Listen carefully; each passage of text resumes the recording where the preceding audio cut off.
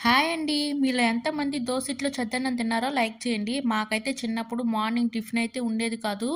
Morning మాకు ఆకలేస్తుందంటే స్కూల్‌కి వెళ్ళే ముందు మా నానమ్మ ఒక గిన్నె నిండా చద్దన్నం కలిపి మా చెల్లెల్ని, తమ్ముడిని వరుసగా కూర్చోబెట్టి దోస ఇడ్లీలో చద్దన్నం పెట్టి బొటనవేలుకి ఊరగాయ పూసి తినిపించేవాళ్ళు.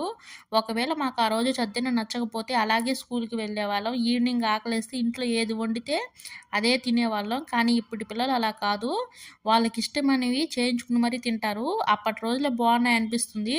అయితే మేము ఈరోజు కొంచెం పని మీద బయటికి వెళ్ళాల్సి వచ్చింది. వచ్చేటప్పటికి కొంచెం లేట్ అయింది. ఇంకా పిల్లలకి ఫుడ్ ప్రిపేర్ చేసే ఓపిక అయితే లేదు. అందుకే వచ్చేటప్పుడు ఫ్రైడ్ రైస్ అయితే తెచ్చాము. అది పెట్టేసాము. అయితే ఫ్రైడ్ రైస్‌లోకి ఆనియన్స్ ఇవ్వలేదు. మా పాప ఆనియన్స్ లేకుండా నేను తినలేనని మారం చేసింది. ఇంకా మా పాప కోసం అయితే ఆనియన్స్ కట్ చేసి ఇచ్చాను. అప్పుడు ఇష్టంగా తినింది. మీకు గాని ఈ వీడియో గాని నచ్చితే ప్లీజ్ లైక్ చేయండి, షేర్ చేయండి, సబ్స్క్రైబ్ చేసుకొని సపోర్ట్ చేయండి. Thank you.